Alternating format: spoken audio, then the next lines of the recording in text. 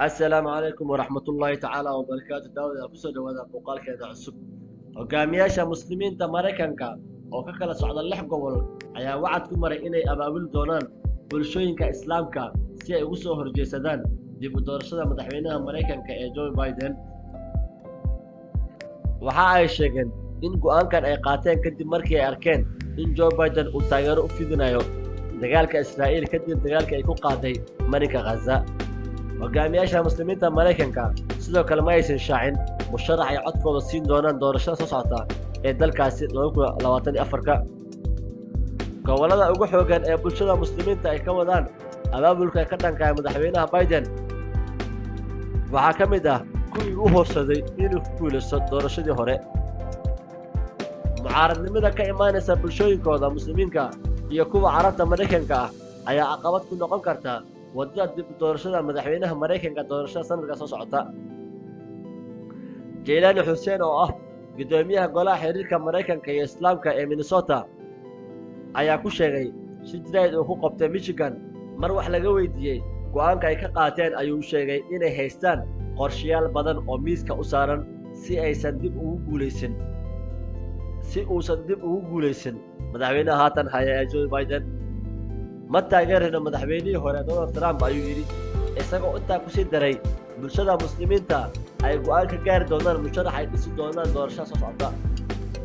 ololaha loogu magac daray Abandon Biden ama ka tag Biden ayaa bilowday markii muslimiinta Mareykanka ee Minnesota ay dalbadeen in madaxweyne Biden inuu ku baaqo xabad joojin, balse ololaha ayaa ku fiday goboladan Michigan, Arizona, Wisconsin, Pennsylvania iyo Florida. dowladda Mareykanka ayaa diiday in Israa'iil ay cadaadis ku saarto inay joojiso dagaalka ay ka wado marinka Gaza, iyadoo madaxweyne Biden iyo ku-xigeenkiisa Kamala Harris ay ku celcelinayaan in Israa'iil xaq u leedahay inay isdifaacdo. mar wax laga weydiiyay xafiiska Biden ololaha ka dhanka ah dib u doorashada ee bulshada muslimiinta ay bilaabeen kama uusan jawaabin. muslimiinta Mareykanka ayaa sidoo kale sheegay inaysan filaynin in Trump uu si wanaagsan uga dhaqmi doono bulshadooda haddii dib loo doorto, balse ay u arkaan diidmada Biden mid siinaysa awood muuqata oo kaalin ay ka qaadan karaan siyaasadda Mareykanka. shay ururin dhowaan la sameeyey ayaa muujinaysa taageerada Biden ee muslimiinta iyo carabta Mareykanka 17% marka la fiiriyo doorashadii hore uu ku guuleystay.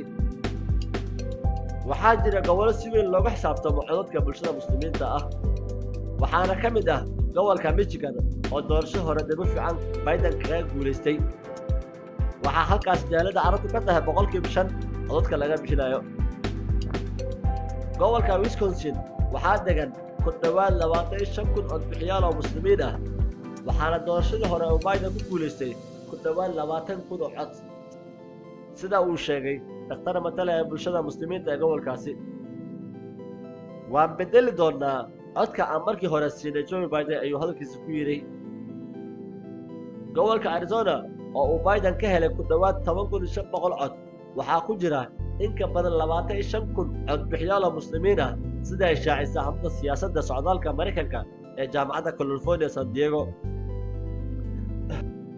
tan iyo markii uu bilowday dagaalka Israa'iil iyo Xamaas, bulshada muslimiinta ee ku sugan Mareykanka ayaa waday qorshe ay kaga soo horjeedaan dagaalka ka dhanka ah Israa'iil oo ay ku dhinteen in ka badan 10,000 oo qof reer Falastiiniyiin ah.